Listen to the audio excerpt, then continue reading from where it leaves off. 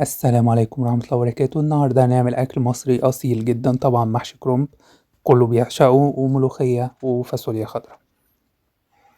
يلا بينا نبدأ. هنا معانا خضرة المحشي، شبت وكزبرة وبقدونس، ومعانا الكرنبة. طبعا بنفككها كده عشان تبقى سهلة. دي صلصة المحشي مع عليها توابل. فاصوليا طبعا مغسولة منضفة. معانا 5 بصلات، ده للمحشي وللفاصوليا وللشوربة. يلا بينا نشوف هنعمل ايه دلوقتي. طبعا الاكل ده امي هي اللي عاملاه، وفي المونتاج كنت هكتب بس بصراحة كسلت ومن غير رغي كتير. يلا بينا نشوف هنعمل ايه. هنا معانا حلة فيها مية مغلية، بعد ما طبعا بتغلي بنحط شوية ملح وبنحط كمون. وبنسيبهم ايه يعني يهبطوا كده مع نفسهم شوية، وبعد كده بنطلعهم. طبعا بنطلعهم في مية باردة. طبعا المية الباردة دي مش شرط تلج، يعني ممكن من الحنفية عادي، بس عشان يبرد، عشان ما يكملش سواه. لو طلعناه على طول على المصفى هتلاقوه كمل سواه وابتدى يتهري مع نفسه. لا، احنا مش عايزينه يتهري، عشان اما نيجي نحشيه ونبتدي ان احنا نطبخه بقى محشي عادي ما يتهريش معانا ويبقى مش لطيف. هنا بنشيله بقى من المية الباردة، بعد شوية بنحطه في المصفى يتصفى. وطبعا بنقعد نعيد الحكاية دي لغاية ما تخلص الكرومبة خالص.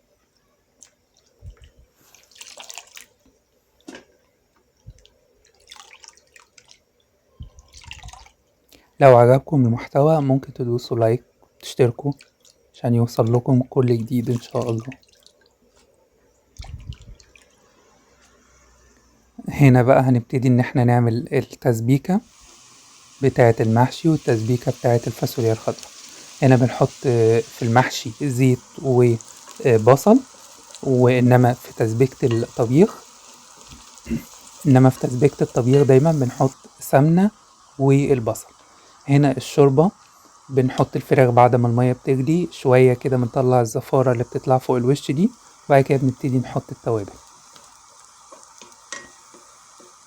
هنا بنحمر البصل، بس نخلي بالنا عشان ما يتحرقش، عشان لو اتحرق طبعا طعمه بيمرر وبيخلي طعم الأكل مش لطيف.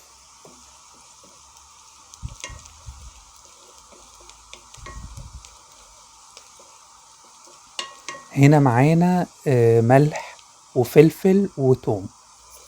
أي طبيخ يعني 99% تقريبا من الطبيخ بيتعمل بنفس الطريقة. بصلة محمرة، ملح فلفل توم، نشم ريحة التوم نروح منزلين على طول بصلصة الطماطم. طبعا القوطة بتبقى مضروبة في الخلاط ومتصفية. خلي بالنا المحشي زيت، الطبيخ سمنة. في ناس بتعمل المحشي بالسمنة ولكن احنا بنعمله بالزيت يبقى افضل. في ناس طبعا بتسقي المحشي بالشوربة، ولكن احنا بنسقيه بالمية والملح برضه. هننزل اهو بالقوطة ونسيبها تتسبك شوية.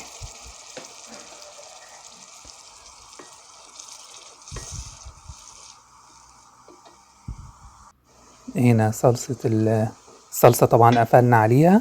هننزل بقى بالمحشي. الصلصة عليها ملح فلفل كمون، كزبرة ناشفة، نعناع ناشف أو نعناع فريش عادي، وكمان شطة للناس اللي بتحبه مشطشط زينا. هنا طبعا خلاص الزفارة طلعت كلها. بنحط بقى ايه، بصلة وطبعا طماطم برضو متصفية، وبنحط ملح وفلفل ولورا. هنا الصلصة اتسبكت شوية، بننزل عليها بالفاصوليا تتسبك بقى ايه، يعني الصلصة والفاصوليا يتسبكوا مع بعض وفي نفس الوقت يستووا مع بعض يبقى طعمها احلى. هنا الفرخة ايه بنسيبها طبعا تغلي، وبعد كده بنوطي عليها نحطها على نار هادية. هنا اتسبكت اهي تسبيكة المحشي، شايفين حلوة ازاي. وادي الفاصوليا، والشوربة خلاص خلصت اهي، شايفين رايقة ازاي. والفراخ. هنا بقى الرز عشان يبقى مفلفل بنغسله وعلى طول بنحطه على الصلصة، وبنحط عليه الخضرة كله كده على البارد، مش بنقلبه على النار عشان ما يستويش، لانه هيستوي في المحشي بعد ما نحشيه، وده بيبقى افضل لان بيبقى مفلفل. هنا خلاص اتحشى الكرنب اهو كله، كرنب والفلفل، طبعا الوزة اللي هي قلب الكرنباية، والورق ده اللي هو قراطيس بيبقى فيها بقية الرز. هنتنقل بقى على البوتاجاز، دي مية وملح بس، بنظبط بس الملح كده عشان ما يبقاش حادق وما يبقاش دلع، وبنحطه على طول. ودي شوية صلصة بنحطهم فوق الوش كده، بحيث ان هو ده صلصة من التسبيك، بحيث ان هو يبقى لونه احمر بعد ما يستوي. طبعا احنا بنخليه يتشرب، وبعد ما يتشرب بنروح موطين عليه زي الرز بالظبط. هنا بنحمر الفراخ. هنا كمان هنعمل ملوخية. الملوخية عشان ما تخلوهاش تبقى ساقطة في قعر الحلة، بنعمل ايه؟ بنحط الملوخية في الحلة وبعد كده بنحط عليها الشوربة، ونبتدي نقلب نشوف سمكها كويس كده تمام. هنا الطشة بتاعتها طبعا سمنة وتوم وكزبرة. الملوخية مش بتغلي كتير، هي غلوتين بس كده، وما تقلبش بقى، نروح فاصلين عليه.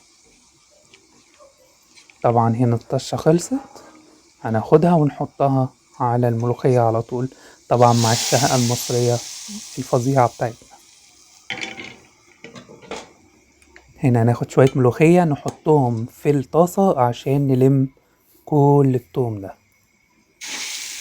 شايفين جميل ازاي؟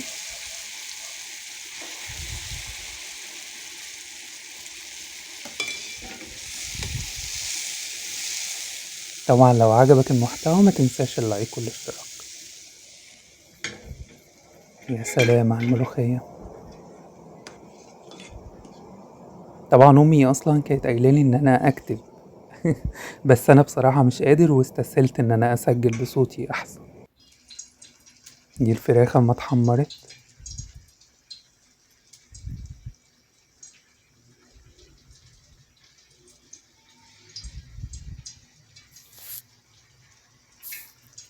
وده كده اكلنا النهاردة. طبعا الفلفل الرومي والحامي والوزة اللي هي قلب الكرنباية، شايفين حلو ازاي؟ وكمان سلطانية الملوخية الجامدة جدا، والمحشي الخطير جدا. طبعا حكاية الأكل حكاية.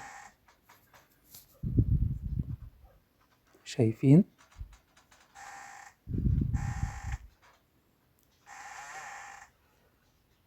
وادي الفاصوليا